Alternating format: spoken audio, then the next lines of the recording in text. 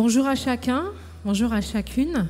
Soyez les bienvenus dans ce lieu, vous qui êtes parmi nous. Salut à vous, vous qui nous regardez via la plateforme YouTube. On veut encore célébrer ce merveilleux jour. Amen. Parce que c'est une grâce, c'est un réel privilège que de pouvoir être ensemble, alors que ce soit via YouTube ou être ensemble dans ce lieu, pour être un, pour louer, adorer notre roi. Amen. Alors tout simplement, je vais vous demander de vous lever et on va tout simplement placer nos cœurs devant Dieu. C'est pas la prière, ça n'a rien de magique.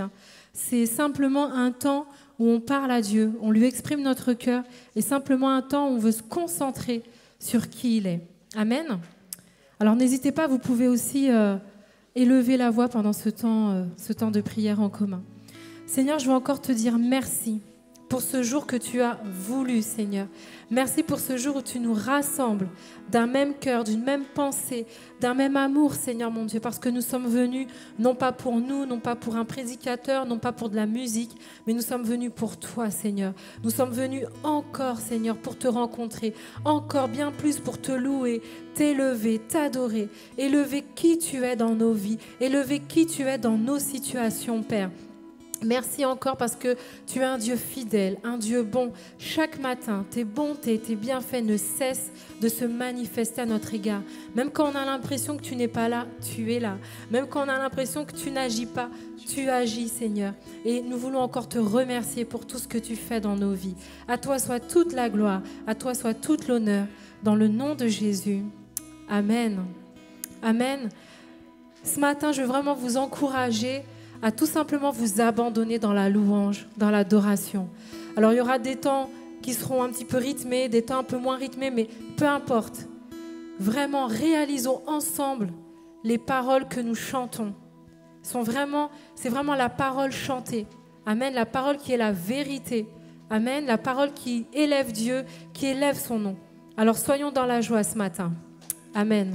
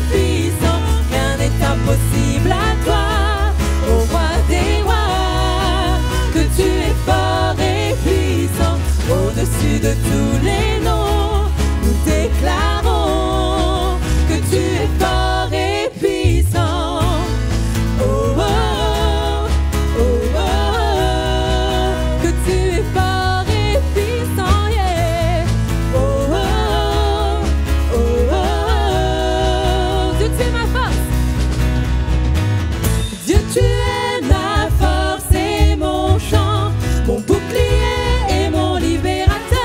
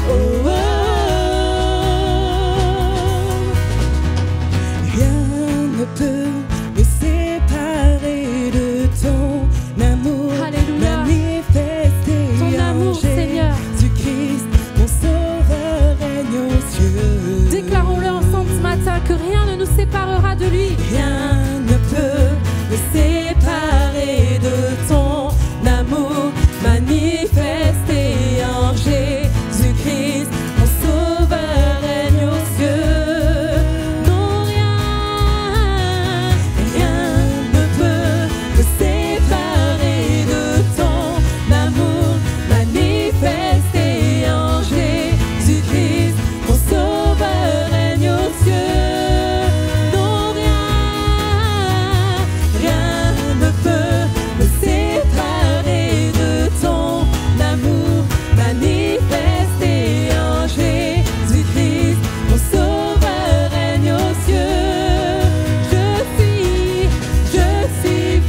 Pour te rencontrer, pour proclamer que tu es fort et puissant, nul ne peut te résister. Sois glorifié, Dieu, tu es fort et puissant, rien n'est impossible à toi, ô roi des rois. Que tu es fort et puissant, au-dessus de tous les noms, nous déclarons que tu es fort et puissant. Oh, oh, oh, oh, oh, que tu es fort et puissant, yeah. Oh, oh, oh, oh, oh, que tu es fort et puissant, yeah. Oh, oh, oh, oh, oh, que tu es fort et puissant. Oh, oh, oh, oh, oh, que tu es fort et puissant. Alléluia. Oui, nous voulons encore t'acclamer, Seigneur, parce que oui, tu es au-dessus de tout, Seigneur, au-dessus de toute dénomination, au-dessus de toute puissance, au-dessus de tout nom, au-dessus de tout roi, au-dessus de toute autorité. Tu es Dieu, personne n'est comme toi, personne ne peut rivaliser avec toi. Tu es le Dieu qui siège et qui règne en majesté. Alors ce matin, reçois encore notre acclamation, reçois encore notre louange, notre adoration.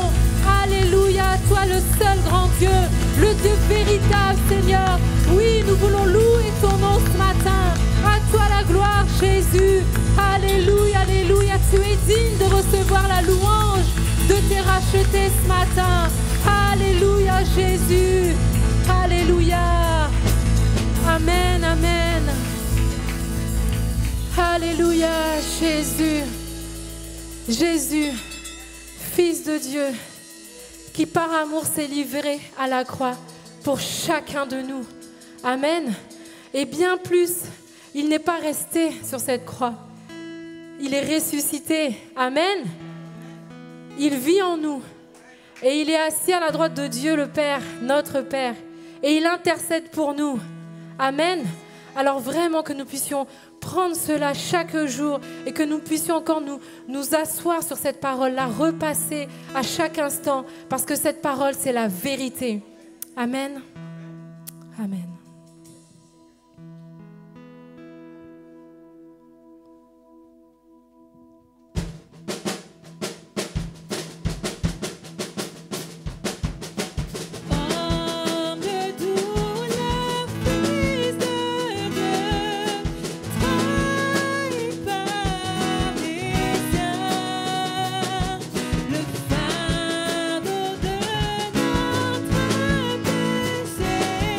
Sur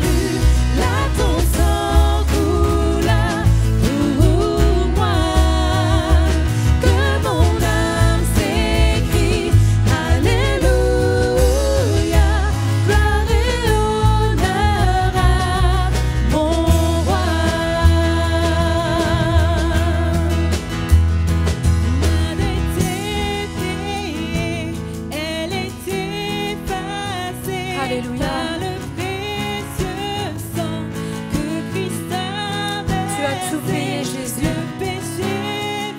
Alléluia. Tu as triomphé, Seigneur. Déclarons-le. Ma dette est payée, elle est effacée par le précieux sang que Christ a versé.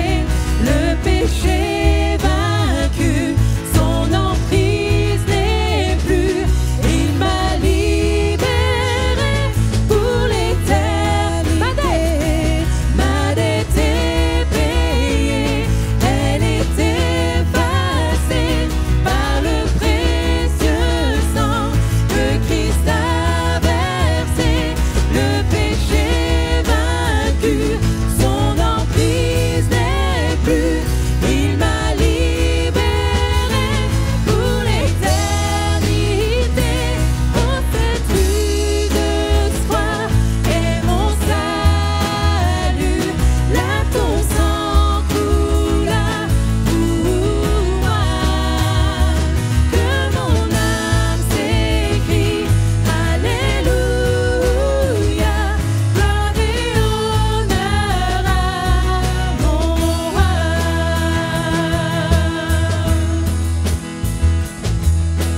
La pierre a été roulée, au voile tombeau vide. Alléluia, Dieu soit loué, il est ressuscité. Oh, cette rugueuse croix est mon salut.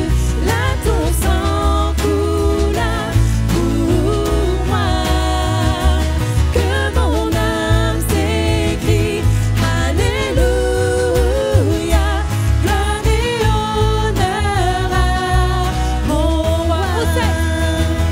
Oh, cette rugueuse croix est mon salut. Là, ton sang coula pour moi.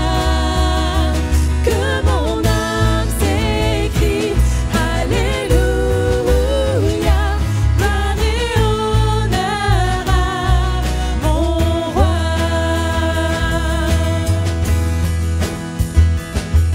La croix, le dernier mot. La croix, le dernier mot. Quand vient la douleur dans la nuit sombre, la croix, le dernier mot. La croix, le dernier mot. La croix, le dernier mot. Quand le mal se déchaîne pour nous combattre, la croix, le dernier mot. La croix, le dernier mot. La croix, le dernier mot. Le Sauveur a vaincu. Le Sauveur a vaincu, brillant de lumière. La croix, le dernier mot. Proclamons la croix, le dernier mot. La croix, le dernier mot. La croix, le dernier mot. Il change à la mort.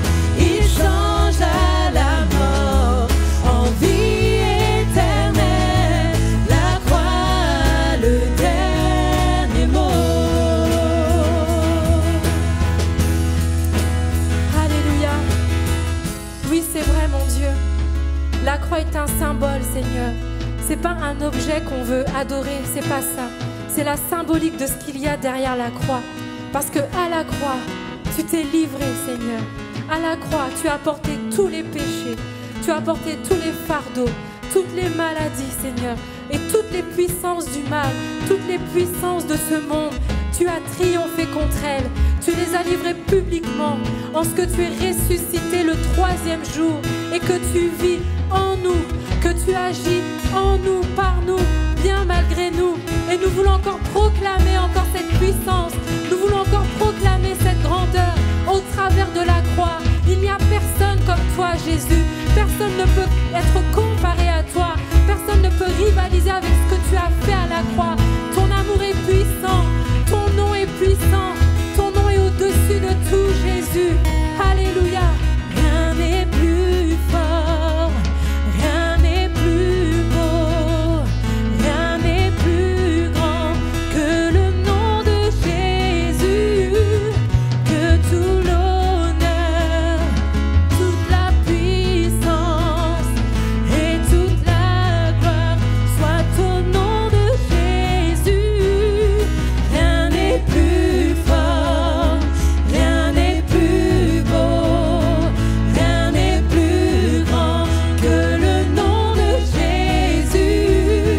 Que tout l'honneur, toute la puissance et toute la gloire soit au nom de Jésus. Rien n'est plus fort, rien n'est plus beau, rien n'est plus grand que le nom de Jésus. Que tout l'honneur, toute la puissance et toute la gloire soit au nom de Jésus. Ensemble, rien n'est plus fort, rien n'est plus beau, rien n'est plus grand que le nom de Jésus. Que tout l'honneur, toute la puissance et toute la gloire soit au nom de Jésus. La croix a le dernier mot. La croix a le dernier mot. Le Sauveur a vaincu, brillant de lumière. La croix a le dernier mot. Déclarons ensemble. La croix a le dernier mot. La croix a le dernier mot. Il changea la mort en vie éternelle. La croix a le dernier mot. Alléluia. Élevons nos voix ensemble ce matin. Adorons-le ensemble ce matin pour le remercier pour la croix, ce sacrifice parfait. Il n'y avait personne d'autre que Jésus qui était capable de le faire. Disons-lui merci de tout notre cœur. Disons-lui merci ce matin. Alléluia. Alléluia. Oui, Seigneur, nous venons encore te louer, t'adorer, élever ton nom, élever encore ton amour, Seigneur Jésus, pour qui tu es, Seigneur, pour ce que tu as fait à la croix, Jésus. Et c'est vrai que rien n'est plus fort, rien n'est plus beau, rien n'est plus grand, rien n'est plus merveilleux que le nom de Jésus. Le nom qui sauve, le nom qui délivre, qui libère, qui guérit, qui restaure. En toi, il y a tout, Jésus. Jésus Emmanuel, Dieu avec nous, Dieu au milieu de nous, Dieu qui vit en nous, qui fait sa demeure en nous. Loue-le ce matin, loue-le. N'attends pas que ce soit ton voisin qui le loue, qui l'élève. Fais-le. Dieu attend ta louange. Il attend que tu ouvres ta bouche pour lui dire merci. Oh, merci Jésus. Tu es bon, Jésus. À toi soit toute la gloire, Seigneur. Alléluia, Seigneur. Oh non, Seigneur, on ne veut pas rester la bouche fermée. Tu es un Dieu si merveilleux. Alléluia, Jésus. Alléluia. Loue ton Dieu ce matin. Alléluia. Il aime entendre ta voix. Alléluia. Tu es bon, Jésus. Alléluia, Seigneur. Alléluia. Alléluia, Jésus. Alléluia, Seigneur. Alléluia, Jésus. Oh, tu es merveilleux, Seigneur.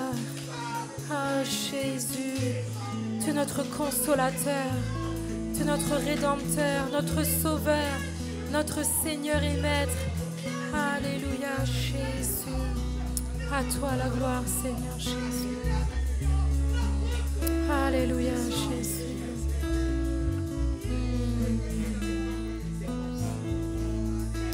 Alléluia, Jésus. Merci pour la croix, Jésus. Merci pour ton amour, Père. Alléluia, Jésus. À toi soit toute la gloire, Père. Alléluia. Ton amour insondable, ton amour insaisissable, ton amour si large, si haut, si profond, si étendu. On n'arrivera jamais à le saisir, c'est vrai. Mais que par ton esprit encore, nous puissions entrer dans ton amour, Jésus. Alléluia, Jésus. Alléluia, Jésus. Alléluia, Jésus. Alléluia, Jésus. Gloire à toi, Jésus. Alléluia. Ce matin, je suis venu avec ta liste de problèmes. Je suis venu avec ta liste, tu dis j'ai ça, ci. Mais sache que ce matin, le Seigneur t'invite à regarder à la croix. Parce que ce matin, ce chant qui a été chanté est pour toi. La croix est le dernier mot. La croix est ta dernière solution. Tu n'as pas de solution. Tu n'as que des problèmes qui te font regarder vers le bas. Mais ce matin, lève tes yeux un peu. Lève et regarde. Regarde à la croix. Oui, c'est vrai. Après la croix, il n'y a plus rien. Après la croix, il y a l'enlèvement. Il n'y a plus rien. Mais regarde à Jésus. Regarde à Jésus. Il est là ce matin. Il veut te toucher. Il veut te toucher, mais seulement regarde à la croix. Amen.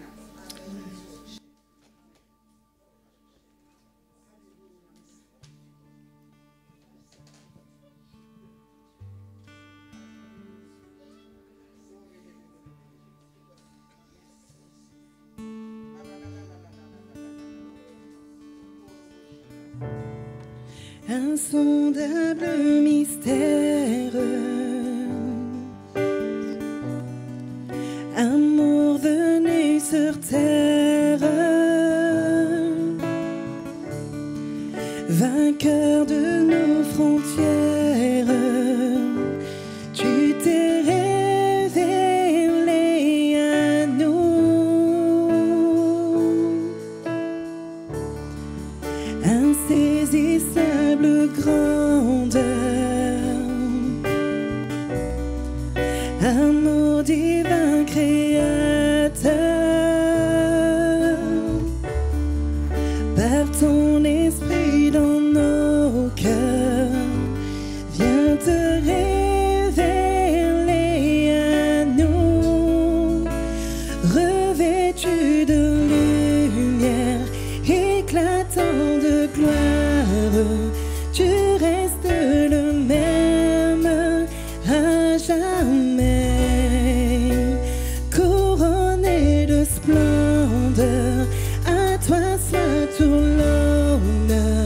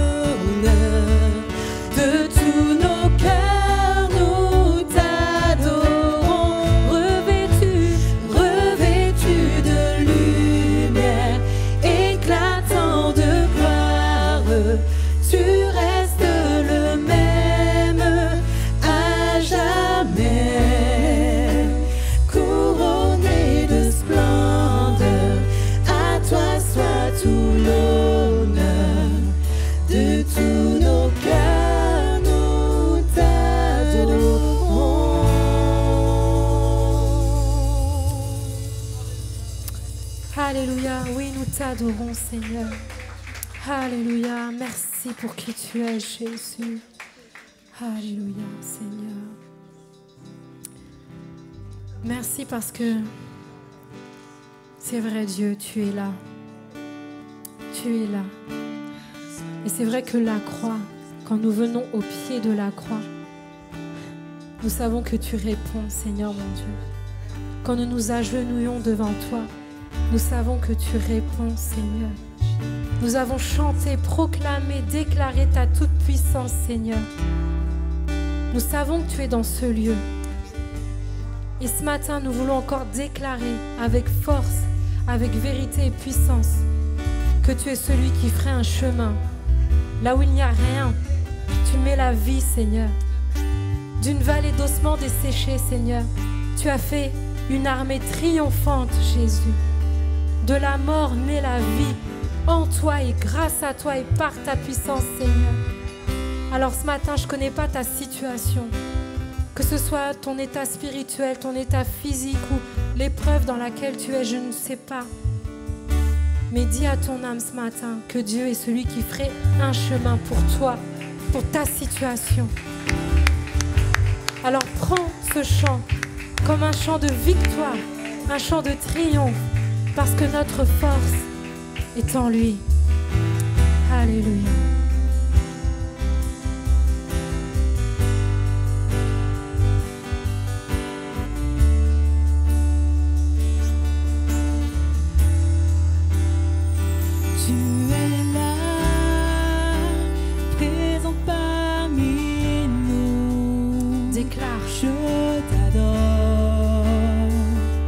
Je t'adore, tu es là.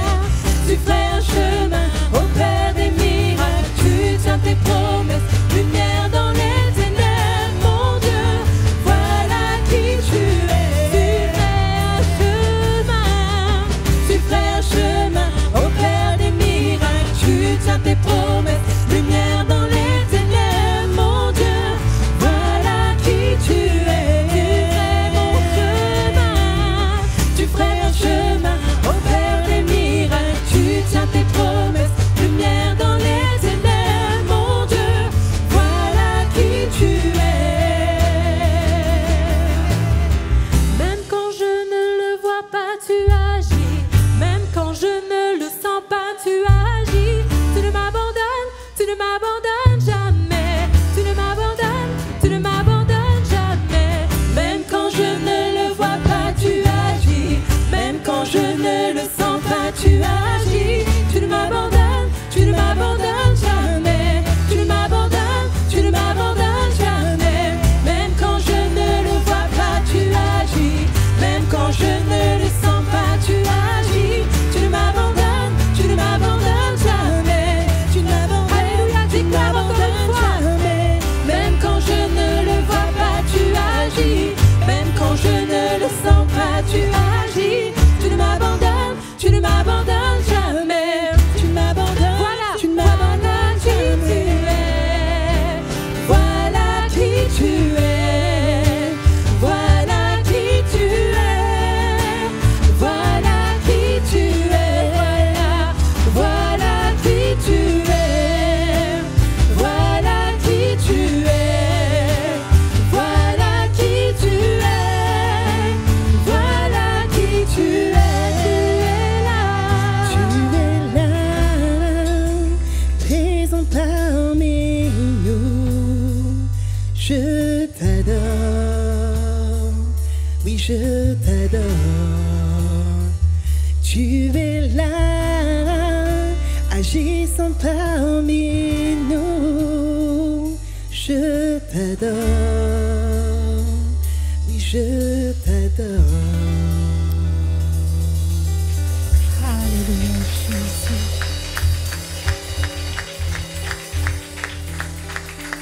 À toi soit toute la gloire et l'honneur, dans le nom de Jésus. Amen. Bonjour à tous, bonjour à chacun. Là, je suis en train de vivre un des moments les plus terribles, parce que c'est toujours assez difficile quand on a vécu des petits bouts d'éternité comme ça au travers de la louange et de l'adoration. On aurait envie que ça continue. Mais en fait, on est en train de vivre à quelques pourcents ce qu'on est appelé à vivre pour l'éternité, vous le savez. Hein, parce que dans l'éternité, lorsque nous serons près du Seigneur, c'est ce que nous ferons. Alors, il y a certains qui disent « Oh là là, mais ça va être long. » Mais non, je crois pas. Moi, je pense que voilà, 30 minutes comme ça, c'est comme si c'était 5 minutes. Donc, dans l'éternité, on fera autre chose de toute façon. Il n'y aura pas que la louange, vous inquiétez pas. Pour ceux qui aiment bien l'activité, il y en aura. On n'en manquera pas, c'est certain. Mais merci à l'équipe de louange de nous avoir conduits dans ce moment qui nous ressource. On peut acclamer le Seigneur et remercier l'équipe de louange une fois encore pour ces moments extraordinaires que nous avons encore pu vivre. Donc, bienvenue à chacun d'entre vous qui êtes venus nous rejoindre ce matin pour cette célébration ici en ce lieu. Bienvenue à tous ceux aussi qui suivent cette célébration par le biais de notre chaîne Internet Aimez chez vous. Vous savez que pour tous ceux qui veulent participer en présentiel, vous devez passer par la plateforme WizEvent pour vous inscrire.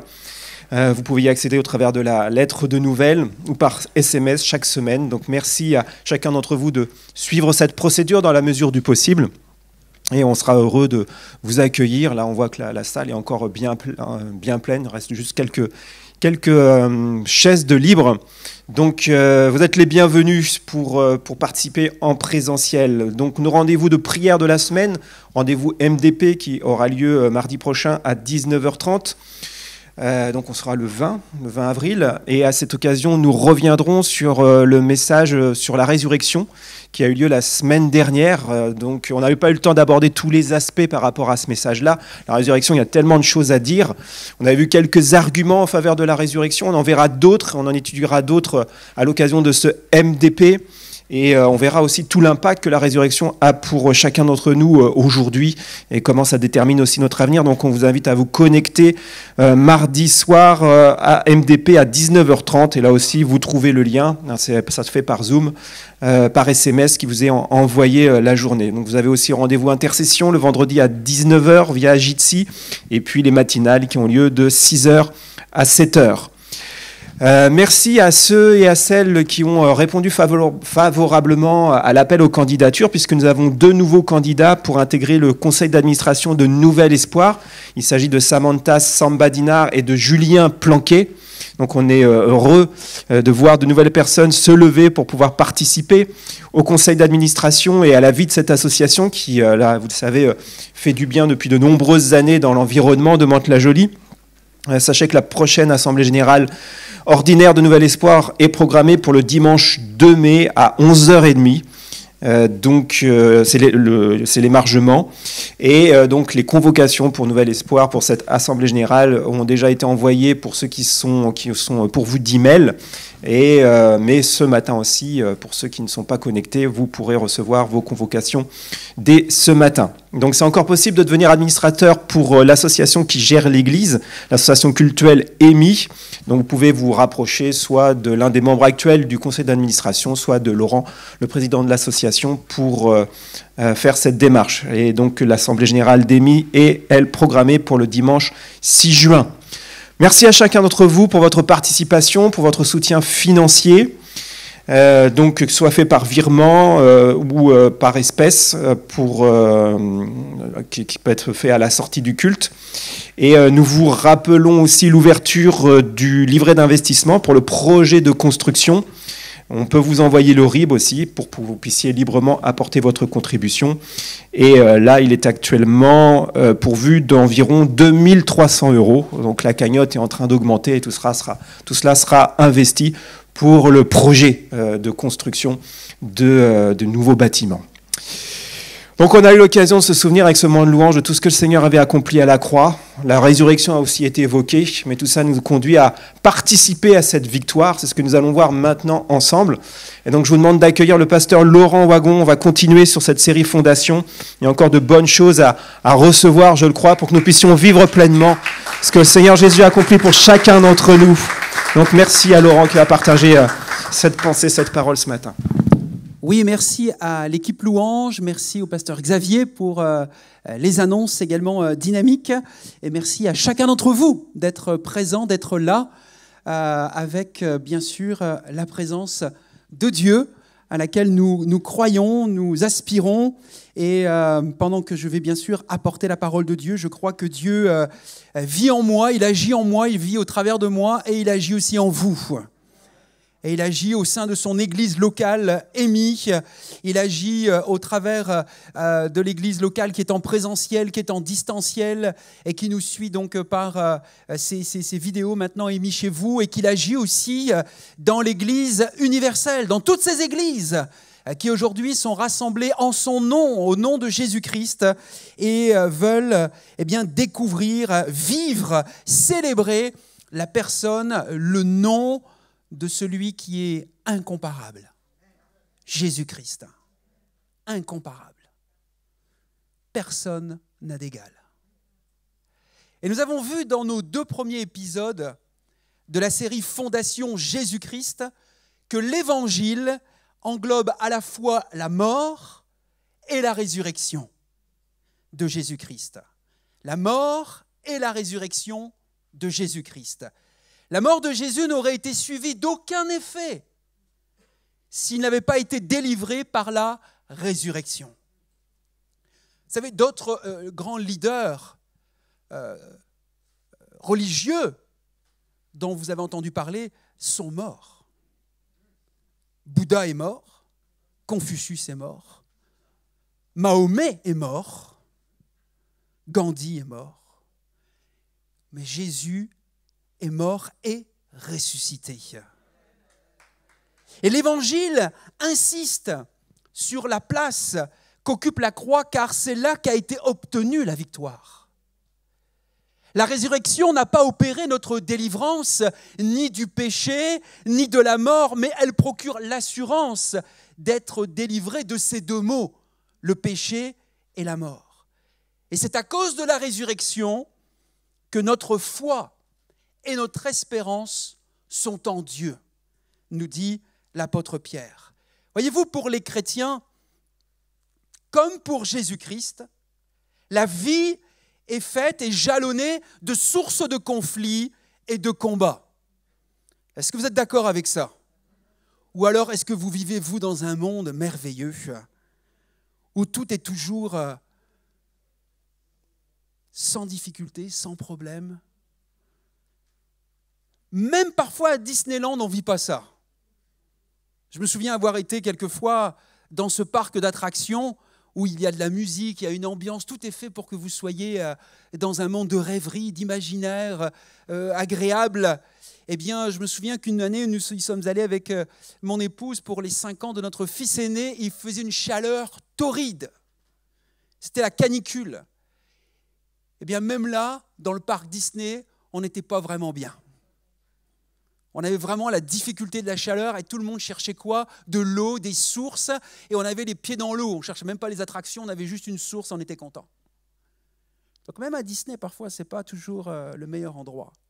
Voyez-vous, pour les chrétiens, comme pour Jésus-Christ, eh bien, cette vie offre aussi des occasions de victoire.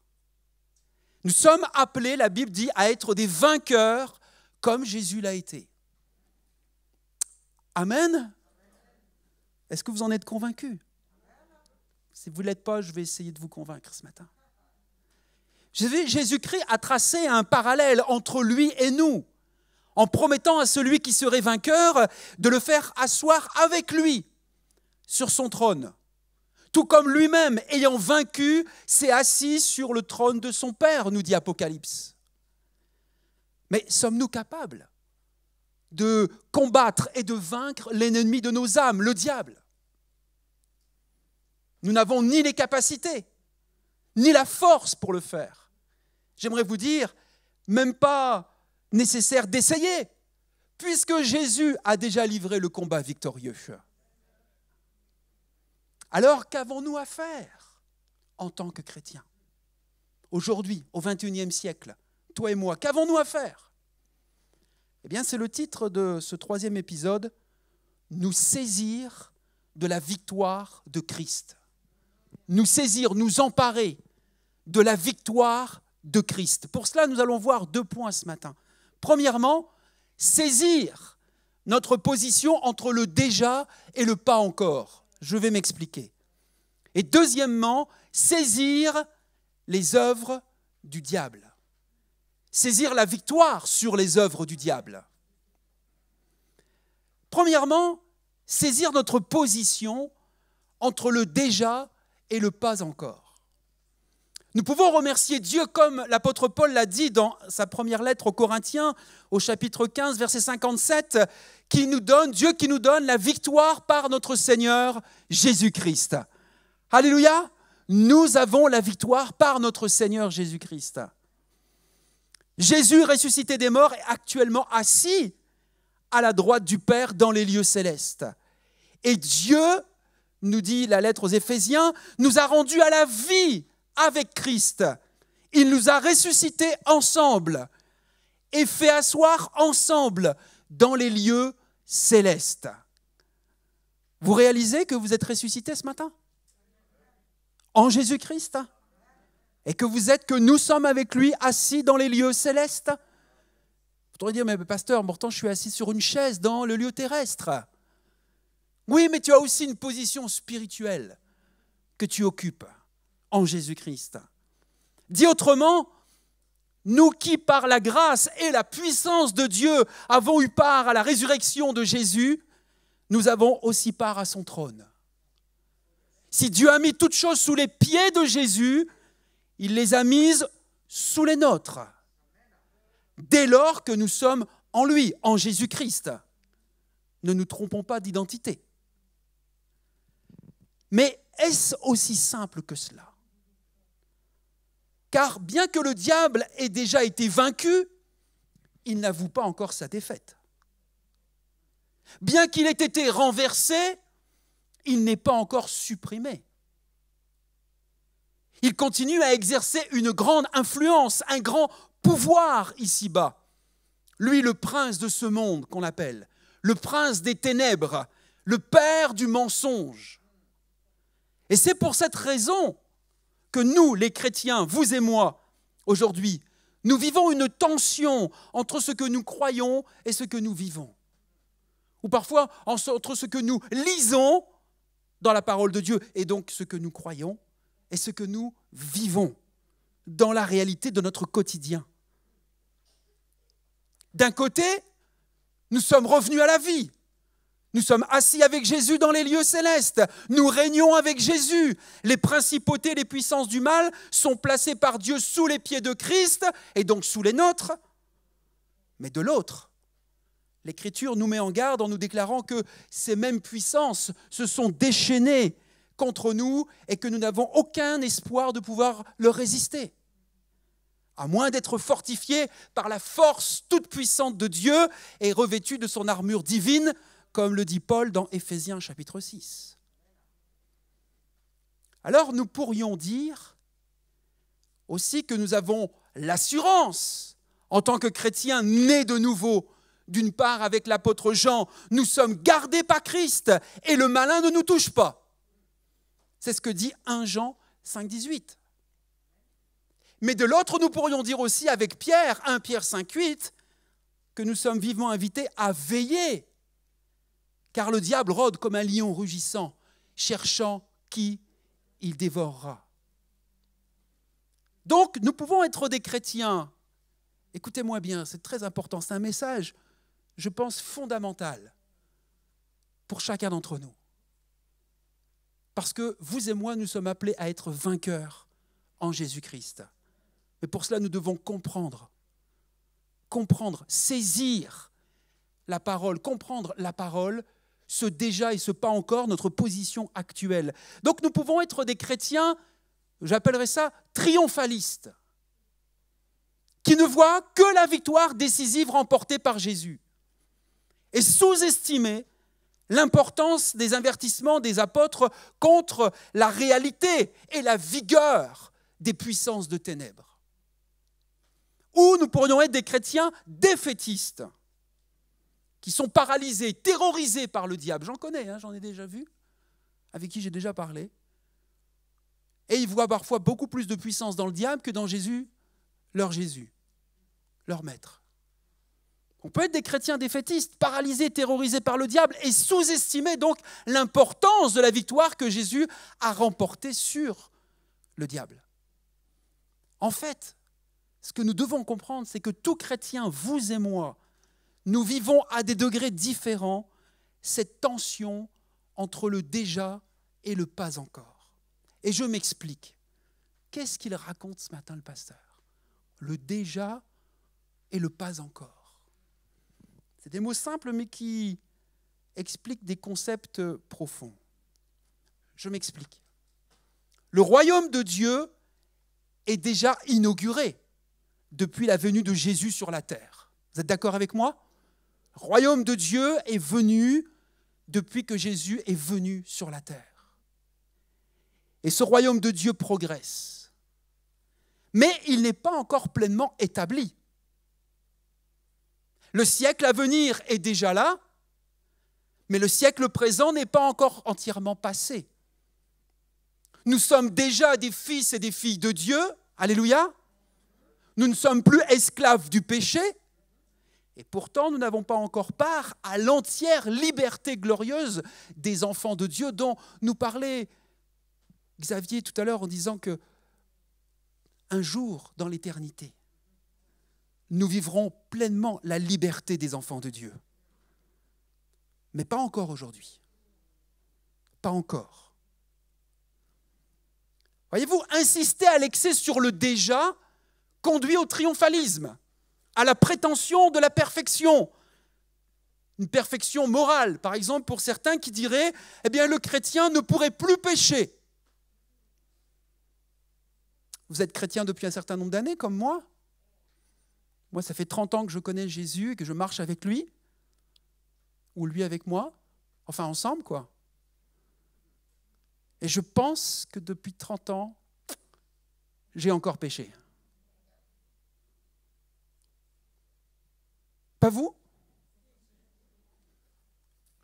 Soit une prétention de perfection physique. J'ai déjà entendu ça, écoutez bien, le chrétien ne serait plus ou ne pourrait plus être malade. Vous voyez, les chrétiens triomphalistes. Mais cet état de perfection, il sera un jour atteint, au moment où le royaume de Dieu sera pleinement établi, lors de la seconde venue de Jésus. Mais ce n'est pas encore le cas. Si nous insistons maintenant sur le « pas encore » qui conduit au défaitisme, à une soumission coupable au mal ambiant. Vous voyez, on va en parler dans peu de temps. Mais notre environnement, notre contexte est tellement sous l'influence justement du prince des ténèbres, eh bien que nous sommes obligés d'être des pécheurs, de continuer à pécher, de vivre cette situation. Et puis, voilà, un peu comme du fatalisme quelque part. Mais voyez-vous, cette attitude défaitiste n'est pas compatible, elle est même incompatible avec la victoire remportée par Jésus-Christ, le déjà accompli. Donc le diable est toujours bien vivant. Notre nature pécheresse ou déchue, comprenez ça? La nature pécheresse ou déchue? Ce n'est pas la première fois que vous l'entendez. Continue à affirmer son existence. Et la mort continuera à exercer ses droits sur nous jusqu'au retour de Jésus-Christ. Ces ennemis n'ont pas cessé d'exister. Ils n'ont pas encore été abolis ou anéantis. Mais ils ont été vaincus. C'est ce que nous dit la parole de Dieu. Et l'apôtre Jean, dans sa première épître, au chapitre 3, verset 8, déclare que le Fils de Dieu est apparu, est venu afin de défaire ou de détruire les œuvres du diable. Il est venu pour s'opposer au diable et pour le vaincre. Alors c'est important, et c'est le point numéro 2 que nous allons voir ce matin, quelles sont ces œuvres du diable? Les effets de son activité criminelle. Disons les choses telles qu'elles sont. Hein. Ce prince des ténèbres, ce père du mensonge, a une activité criminelle actuellement dans le monde. Quelles sont ces œuvres? Parce que si vous voulez, vous comme moi, nous saisir de la victoire de Christ, il est donc important de comprendre quelle est notre position actuelle et quelles sont les œuvres du diable. J'aurais pu ce matin, bien sûr, insister et développer sur la victoire de Christ, les différentes victoires de Christ. J'en ai référencé 6 victoires que Christ a accomplies. Mais là, ce matin, ce que je veux vous partager, c'est alors que Christ a accompli la victoire, par sa mort et sa résurrection, comment nous, les chrétiens du XXIe siècle, nous, les hommes et les femmes nés de nouveau, qui nous appelons, qui nous disons chrétiens, qui croyons que nous sommes chrétiens, comment nous pouvons nous saisir de la victoire de Christ? Parce que c'est ça à quoi nous sommes appelés, à être des vainqueurs.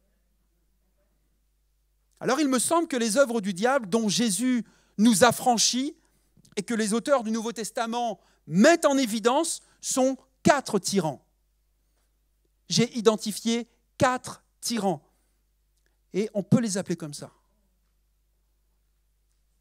La loi, la chair, le monde et la mort. 4 tyrans. Et je vous propose de les examiner ensemble plus attentivement ce matin. Êtes-vous toujours avec moi? D'abord, grâce à Jésus-Christ, nous ne sommes plus sous la tyrannie de la loi. C'est-à-dire essentiellement de la loi donnée à Moïse, écrite dans la Torah, ce que nous appelons pour nous notre Pentateuque, les 5 premiers livres de la Bible, qui comprend 613 commandements. Les 10 commandements que nous connaissons tous plus ou moins bien, mais on les connaît, ceux-là, les 10. Je ne sais pas si vous connaissez les 603 autres commandements. Vous les réviserez pour la semaine prochaine. Non, vous ne les réviserez pas, parce que nous ne sommes plus sous la tyrannie de la loi. Les autres commandements, ce sont les exigences de justice sociale, et ce sont aussi les ordonnances qui gouvernent la vie spirituelle, la vie sacrificielle et la vie de culte, qui représentent l'ensemble, représentent l'ancienne alliance. D'accord? L'ancienne alliance.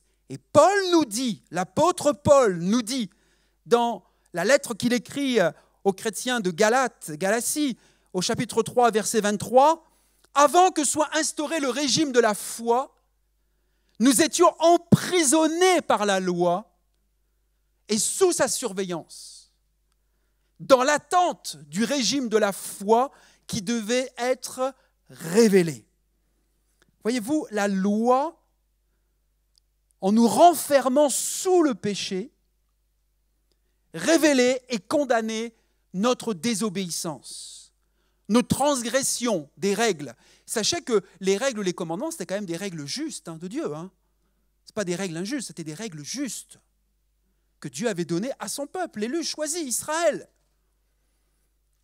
Mais la loi va révéler et condamner notre désobéissance, notre incapacité en fait à vivre ces règles justes, notre incapacité dans notre nature humaine à faire le bien. Donc, cette loi, ces règles, nous ont placés sous la malédiction terrible du Dieu saint, c'est-à-dire à son jugement.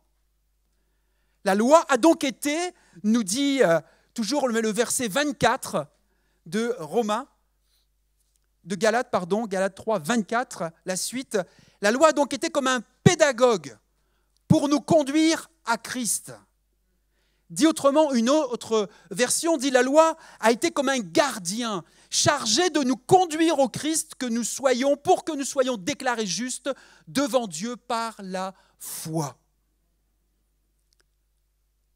Et en fait, la loi ne nous a laissé qu'une issue, nous réfugier par la foi en Christ le Sauveur, qui est devenu malédiction pour nous, qui a porté à la croix toute cette malédiction à notre place. La loi fut clouée à la croix en la personne de Jésus-Christ. Jésus y est mort et en même temps sa mort signala la mort de la loi comme système de conduite pour le converti en Christ.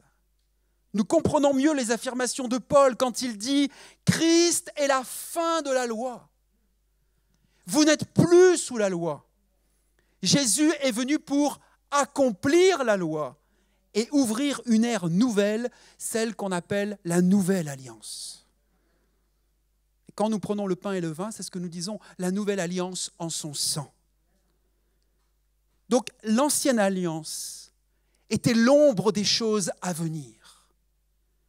L'ombre de la venue du Messie, du Sauveur, de Jésus-Christ, le Fils de Dieu, qui allait à la croix par sa mort et sa résurrection, tout accomplir. D'ailleurs, une des paroles que Jésus a prononcées à la croix n'est-elle pas « Tout est accompli ».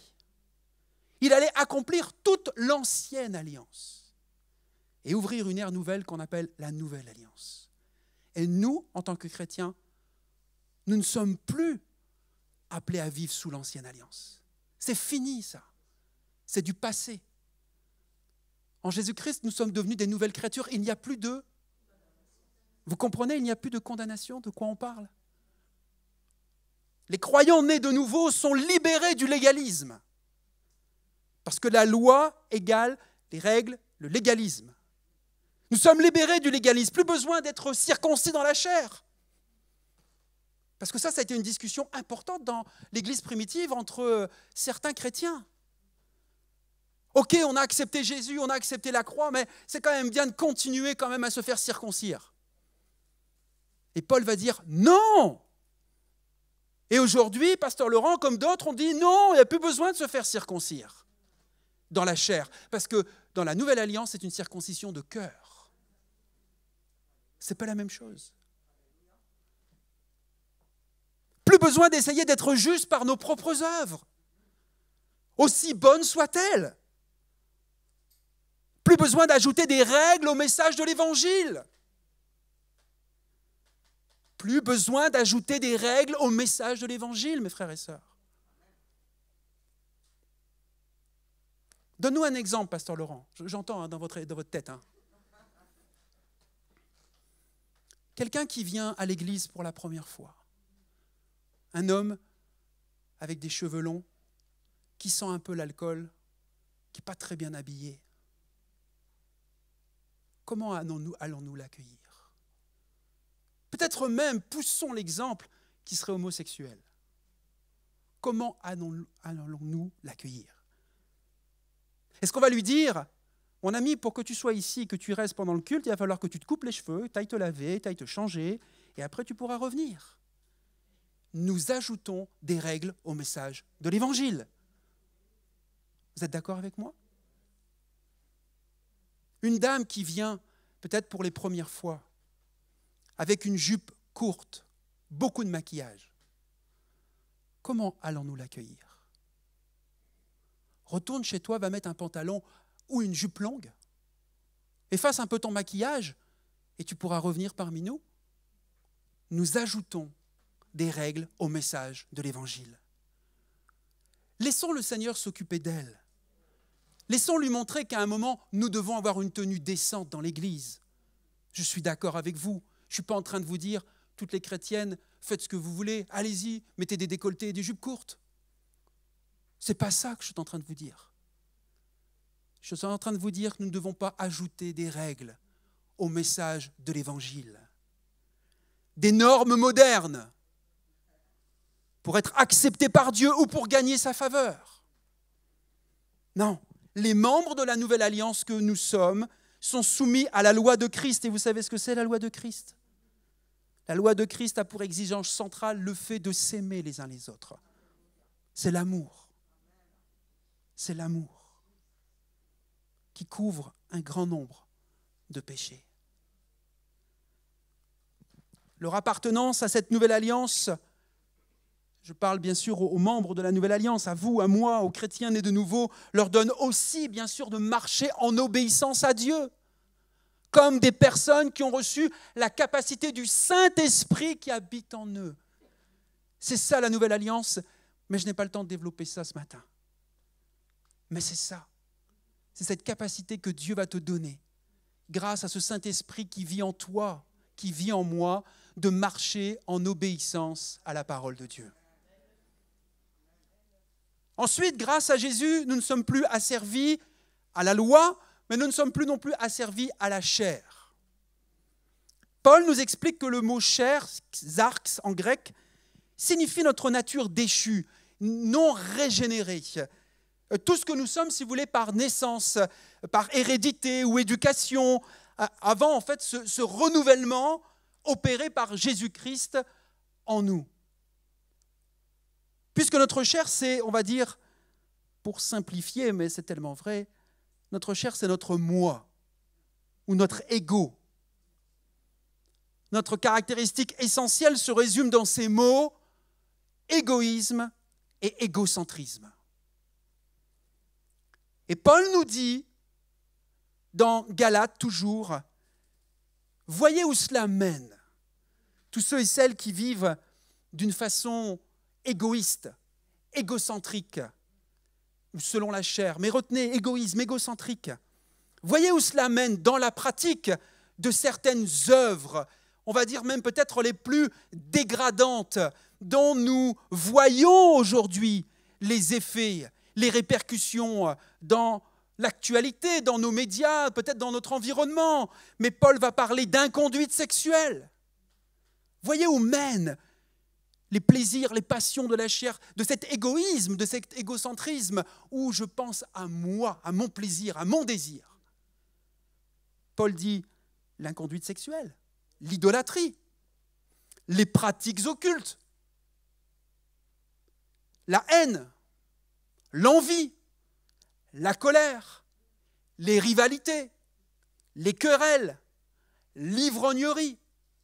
Ce n'est pas moi qui le dis, c'est Paul qui le dit aux chrétiens de Galate. Voyez-vous, quand l'être humain mène une telle vie, il prouve bien qu'il est asservi, esclave à toute espèce de désir et de passion, nous dit Tite dans sa lettre chapitre 3, verset 3. Esclave, tout type, espèce de désir et de passion. Jésus avait déclaré aux Juifs dans l'évangile de Jean chapitre 8 que tout homme ou toute femme, tout être humain qui commet le péché est esclave du péché. Mais tout de suite après, Jésus va aussi ajouter « Si donc c'est le Fils qui vous donne la liberté ou qui vous affranchit, alors vous serez vraiment des hommes libres. »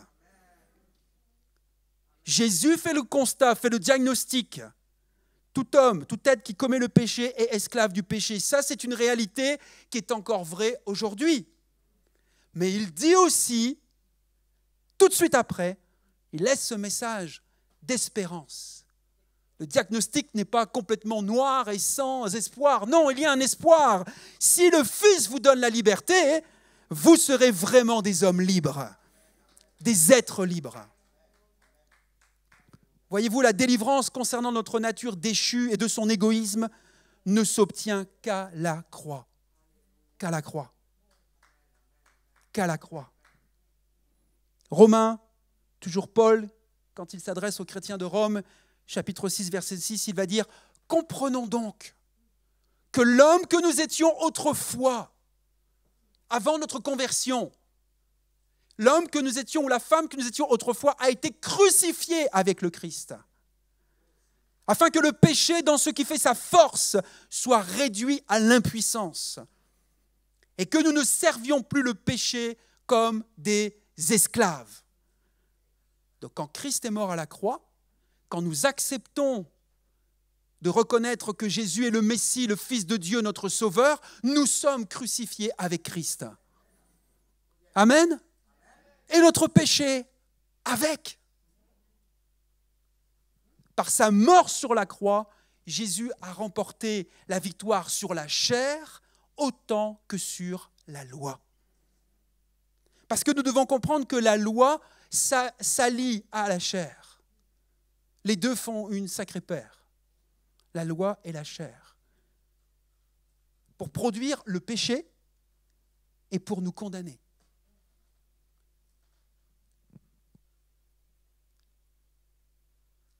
La chair, l'expression dans la chair sert précisément à désigner la condition de l'homme, livré à ses propres ressources par opposition à celle de l'homme ayant l'esprit. Si nous sommes en Jésus-Christ, écoutez-moi bien, si nous sommes en Jésus-Christ, alors nous avons l'esprit de Jésus-Christ et nous ne pouvons plus vivre comme avant notre conversion. Nous ne pouvons plus vivre comme avant notre conversion. Nous comptons sur la grâce de Dieu. Nous nourrissons nos pensées de la parole de Dieu et nous renonçons à certains comportements ou pratiques. Il n'y a pas de amen là ? Nous renonçons à certains comportements ou pratiques.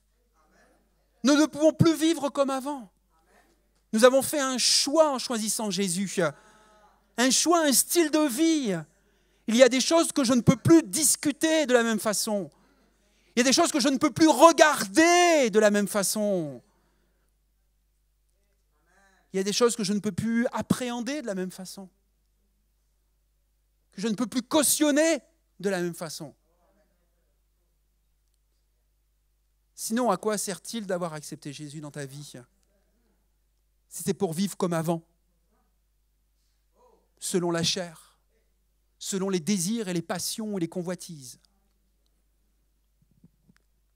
Alors nous nourrissons nos pensées de la parole de Dieu, nous renonçons à certains comportements et nous cherchons à marcher par l'esprit. Ce qui fera de toi, de moi, un homme, une femme de l'esprit. Je n'ai pas le temps de m'attarder là-dessus, mais bien sûr, il y a plusieurs façons de marcher par l'esprit. Puis encore, nous continuons. Si vous avez encore un peu de patience, parce que nous avons vu que 2 tyrans. On a vu la loi et on a vu la... Puis encore, grâce à Jésus, nous ne sommes plus assujettis au monde. Si la chair constitue ce qui exerce une influence en nous, par laquelle le diable cherche à avoir une emprise sur nous, le monde représente le moyen par lequel il exerce sa pression sur nous. Vous comprenez ? La chair, c'est ce qui est en nous. Cet égoïsme, cet égocentrisme qui nous tient de l'intérieur quelque part. Le monde exerce une pression sur nous, de l'extérieur. Le mot « monde » désigne l'humanité sans Dieu, l'humanité qui s'oppose à l'Église, parfois par la moquerie ou la persécution, parfois par ses influences insidieuses, en infiltrant dans nos pensées des valeurs ou des normes anti-bibliques. Jean déclare que l'amour envers le monde et l'amour envers le Père sont incompatibles. Soit tu aimes le monde et tu es Dieu, soit tu aimes Dieu et tu es le monde. Même si nous sommes dans le monde. Mais nous ne sommes plus comme le monde. Car le monde, dans le sens de mondanité, englobe la convoitise de la chair, la convoitise des yeux et l'orgueil de ce qu'un homme a ou de ce qu'il est, nous dit Jean. La chair et le monde, voyez-vous, on a vu que la loi et la chair étaient étroitement liées, mais la chair et le monde sont étroitement liés également. Le monde étant constitué de tous ceux qui ne sont pas rachetés, de tous ceux qui ne voient qu'à travers les yeux d'une nature irrégénérée. Et voyez-vous, en associant les trois expressions, comme va le faire Jean, la convoitise de la chair, la convoitise des yeux et l'orgueil de la vie, Jean semble vouloir caractériser le monde par ses désirs égoïstes, ses jugements superficiels, parce que les yeux ne voient que l'apparence des choses. C'est comme ça que ça se passe dans le monde. On effectue beaucoup de jugements par ce que l'on voit avec nos yeux humains, l'apparence des choses. Et par son matérialisme arrogant. Aujourd'hui, ce que nous constatons, ce que nous voyons, je ne sais pas pour vous, mais moi je vous le dis, c'est la cupidité. Tout est conditionné pour faire de l'argent, avoir de l'argent, plus d'argent.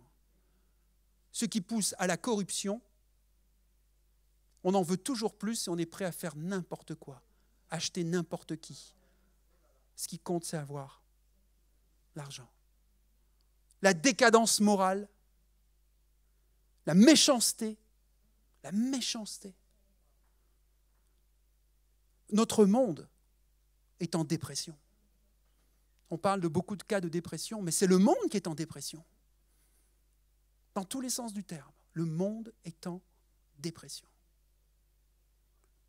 Mais ce monde, Jésus a déclaré dans Jean 16, 33, « Dans le monde, vous aurez à souffrir bien des afflictions. » Ah ben merci Seigneur, tu nous encourages là. Tu nous rappelles que si je vis des difficultés dans ce monde, face à tout ce que tu viens de dire, pasteur, face à tout ce que tu viens de dire, Paul ou Jean, moi je ne fais que de reprendre ce que les auteurs du Nouveau Testament nous ont dit et d'essayer de vous mettre un éclairage, une compréhension. Eh bien, Jésus dit, courage, Laurent. Moi, Jésus, j'ai vaincu le monde. Ouh, ben alors je ne suis pas seul dans cette situation, ça me rassure. Parce que c'est vrai qu'on peut avoir, je vous l'ai décrit, mais c'est la réalité. Si on voit ce monde avec ses yeux, cupidité, corruption, décadence morale, méchanceté, mais on va dire, mais alors Laurent, tu nous as plombé encore plus ce matin-là. Mais n'est-ce pas la réalité ? Mais Jésus nous dit, dans le monde, vous aurez à souffrir bien des afflictions, des épreuves, des combats, des conflits. Courage. Courage, mes enfants. Courage, mon peuple. Et je vous rappelle, j'ai vaincu le monde à la croix. Et l'apôtre Jean ajoute que nous aussi, nous pouvons être plus que vainqueurs.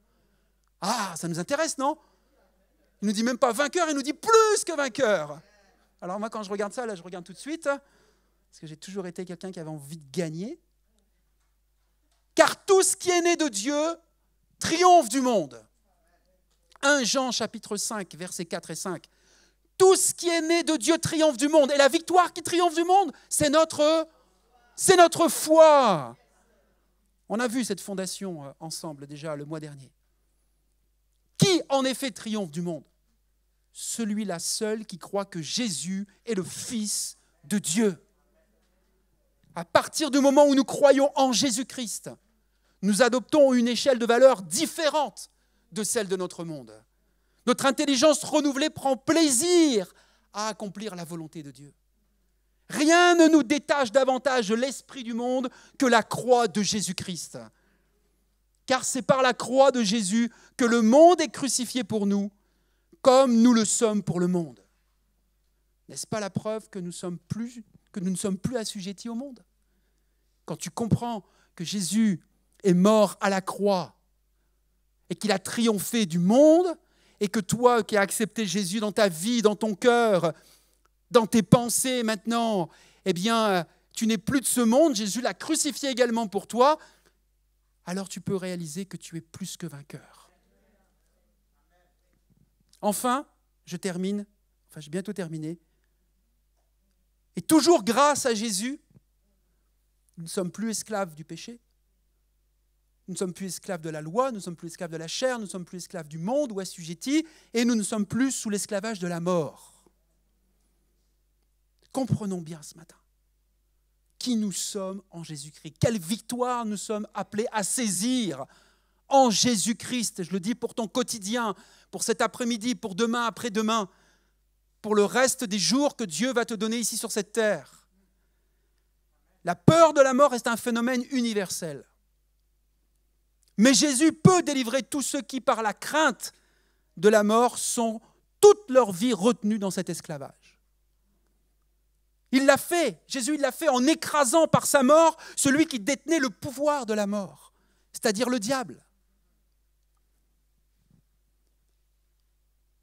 Je n'ai pas le temps de vous raconter comment Voltaire, un grand littéraire français, est mort dans son lit, en agonisant, en criant, lui qui a combattu l'Église, lui qui a combattu Dieu. Il savait que son heure arrivait, il en avait une peur, une angoisse terrible pour ceux qui étaient à ses côtés et qui racontent sa biographie. Il hurlait de peur parce qu'il savait qu'il allait rencontrer Dieu. Mais il ne l'avait pas accepté. En s'attaquant au problème du péché, Jésus a résolu le problème de la mort. Car c'est le péché qui entraîne la mort et le jugement qui la suit. Et voilà ce qui explique la crainte que l'homme éprouve devant la mort. Vous comprenez mieux pourquoi un certain nombre de nos contemporains, peut-être des gens que vous connaissez, des collègues, des amis, des voisins, peuvent avoir peur de la mort. C'est tout à fait compréhensible, légitime, puisqu'ils sont pécheurs. Le péché entraîne la condamnation, la mort et le jugement qui suit. Mais Jésus est mort pour nos péchés. Voilà la bonne nouvelle que vous pouvez leur partager. Jésus est mort pour nos péchés, il les a ôtés. Puisque nous bénéficions du pardon, la mort ne peut plus nous faire aucun mal. D'où cette déclaration victorieuse de l'apôtre Paul, que vous connaissez peut-être. « Ô mort, où est ta victoire ? Ô mort, où est ton aiguillon ?» Et sa reconnaissance joyeuse qu'il va adresser dans cette lettre aux Corinthiens, « Grâce soit rendue à Dieu qui nous donne la victoire par notre Seigneur Jésus-Christ. » Alors, quelle doit être l'attitude du chrétien en face de la mort ? Elle reste un ennemi. Je suis d'accord avec vous, elle reste un ennemi, elle est contre nature, elle est répugnante, elle est indigne, elle est bien le dernier ennemi qui sera détruit, nous dit Paul.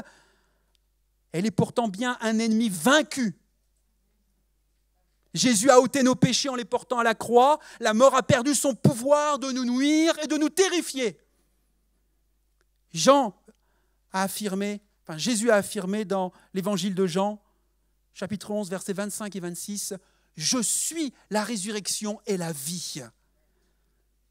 Celui qui place toute sa confiance en moi vivra, même s'il meurt. » Vous comprenez ? Tu peux mourir physiquement, on fait ton service d'inhumation, on t'enterre ou tu te fais brûler, qu'importe. Mais tu vis avec Jésus-Christ pour l'éternité. Et tout homme qui vit et croit en moi ne mourra jamais. Et j'aime parce qu'il termine avec « Crois-tu cela ?» Jean 11, 25, 26. À la fin, il dit « Crois-tu cela ?» Je vais faire une toute petite parenthèse. Vous avez encore quelques minutes ? Devons-nous aussi penser et proclamer que Jésus a mis fin à la mort et à toute maladie ? Parce que parfois, j'entends des choses, je me pose comme vous des questions, je réfléchis comme vous, et j'entends parfois des déclarations qui ne sont pas bibliques, venant parfois même de chrétiens. C'est pour ça qu'on a raison de lire la parole de Dieu, d'essayer de la comprendre et de se faire aider, parfois de se faire accompagner pour mieux la comprendre, pour ne pas croire des choses qui sont erronées et donc les partager parfois.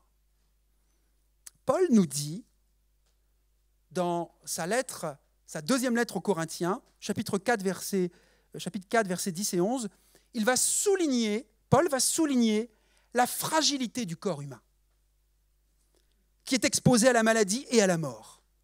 Et il semble vouloir dire que dès ici-bas, dans nos corps mortels, donc qui sont destinés à mourir, vous me suivez? Il y a une manifestation de la vie de Jésus.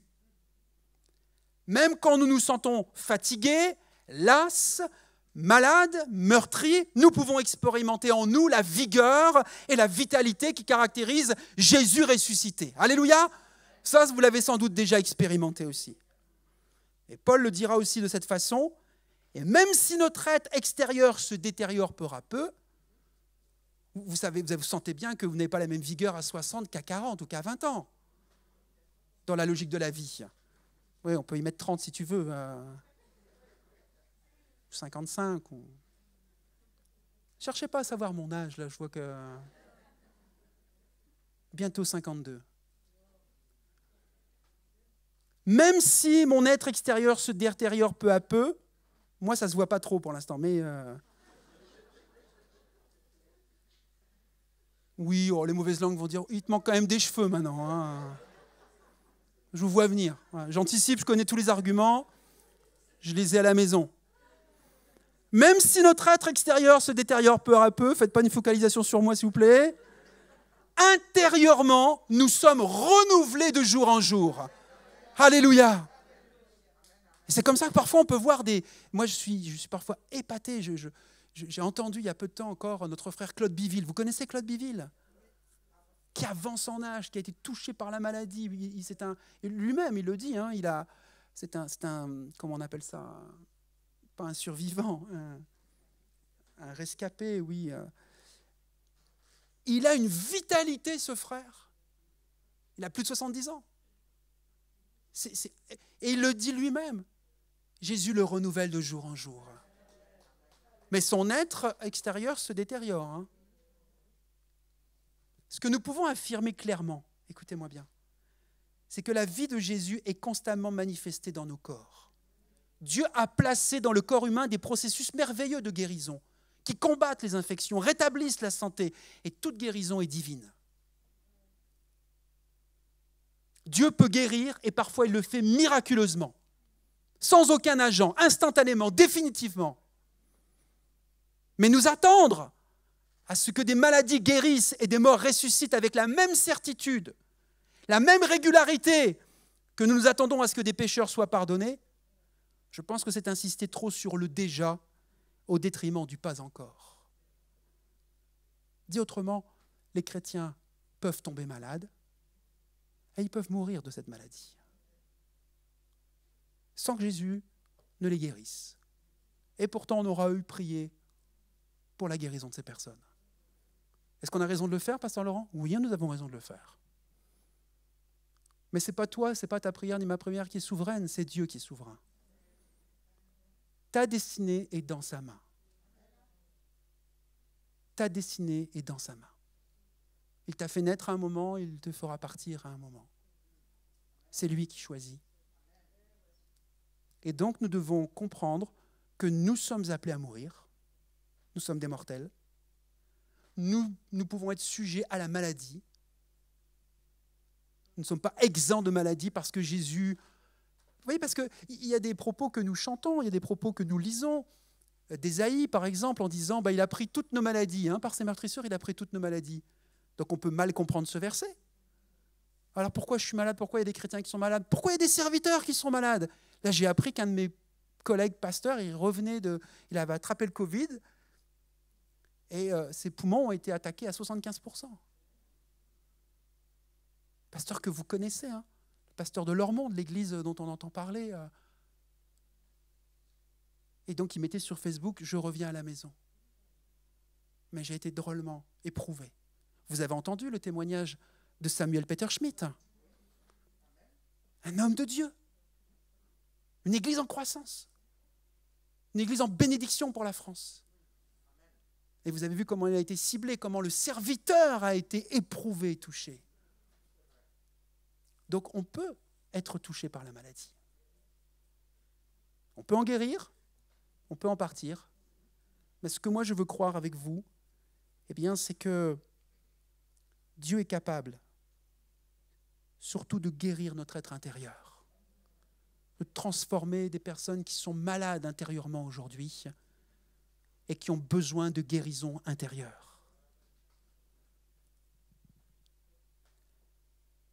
Et voyez-vous, tant que Jésus ne sera pas revenu, nos corps ne seront pas totalement affranchis des maladies et de la mort. Christ a remporté la victoire et il nous a affranchis des 4 tyrans de cet ancien âge inauguré par Adam, où cette loi extérieure écrite sur des tables de pierre ou sur un livre, la Torah, a révélé notre incapacité à plaire à Dieu. La chair dominait, le monde trompé, la mort régnait. Mais avec l'ère de la nouvelle alliance, inaugurée par la victoire de Jésus-Christ, se caractérise la grâce au lieu de la loi, l'esprit au lieu de la chair, la volonté de Dieu au lieu des modes ou influences fluctuantes du monde, et par une vie abondante que Jésus nous a promis au lieu de la mort. Telle est, mes frères et sœurs, chers amis, l'ampleur de la victoire remportée par Christ à la croix et qu'il nous permet de saisir encore aujourd'hui. Alléluia! J'aimerais terminer par une prière que j'ai écrite, qui va s'afficher. Et comme ça, vous pourrez encore la lire, vous pourrez la lire. Donc je ne vous demande pas de fermer les yeux. Maintenant, je vais vous demander de regarder cette prière, de la lire avec moi, à voix basse, en étant muet, et peut-être de la reprendre à la maison, et de l'exprimer, et de la saisir. Parce que cette prière, je pense, peut nous permettre, peut nous permettre, aujourd'hui, demain, après-demain, de saisir encore la victoire en Jésus-Christ. Seigneur, je confesse mon incapacité à obéir à tes commandements. Je reconnais que je suis impuissant à m'affranchir de la domination du péché.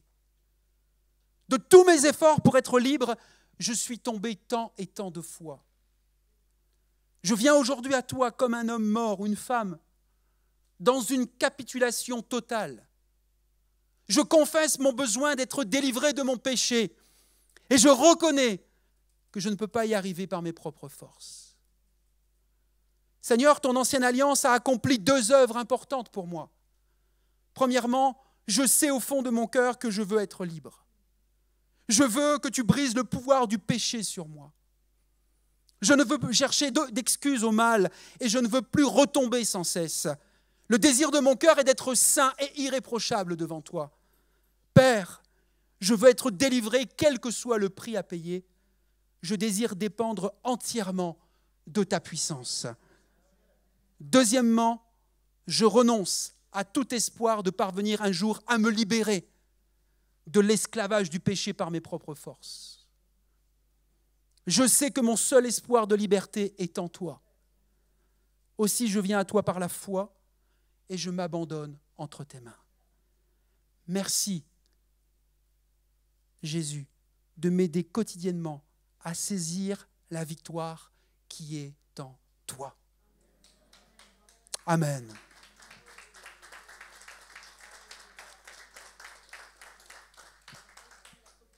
Vous pourrez, on essaiera de l'imprimer également, et puis de la laisser à disposition dès la semaine prochaine. Ou de vous l'envoyer, ceux qui la veulent par email, vous m'envoyez, je vous enverrai par email. Gardons ce message sur nos cœurs. Réécoutons-le, peut-être parce que, bien sûr, moi j'en suis imprégné, je vous le délivre, et vous recevez beaucoup d'informations, d'enseignements, et de digérer tout ça en une seule fois, c'est peut-être pas toujours aussi facile et évident. Il y a des choses que vous avez compris, vous avez captées pour vous. Et merci Seigneur. Et vous pouvez, l'avantage maintenant, c'est qu'on peut le réécouter, on peut le revoir. Et tous ceux qui ont pris des notes, je vous félicite. Vous avez raison de prendre des notes. Parce que c'est là-dessus que vous allez pouvoir revenir, reméditer, prier, à nouveau peut-être chercher, approfondir, parce qu'on pourrait approfondir chaque point. Chaque point que j'ai dit pourrait faire une série de messages. Mais merci Seigneur, parce qu'il veut nous donner, à toi et à moi, à être plus que vainqueurs. Alléluia, plus que vainqueurs en Jésus.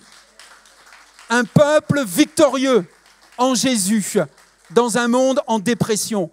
Et c'est comme ça que nous pouvons être sel et lumière. Comme ça que nous pouvons apporter de l'espoir là où il y a désespoir. Alléluia. Merci pour votre attention, merci pour votre écoute. Et on vous souhaite une bonne semaine. À mardi, pensez à vous connecter pour en savoir plus sur la résurrection. Nous irons plus loin. Bonne semaine à chacun et à bientôt, la joie de vous revoir.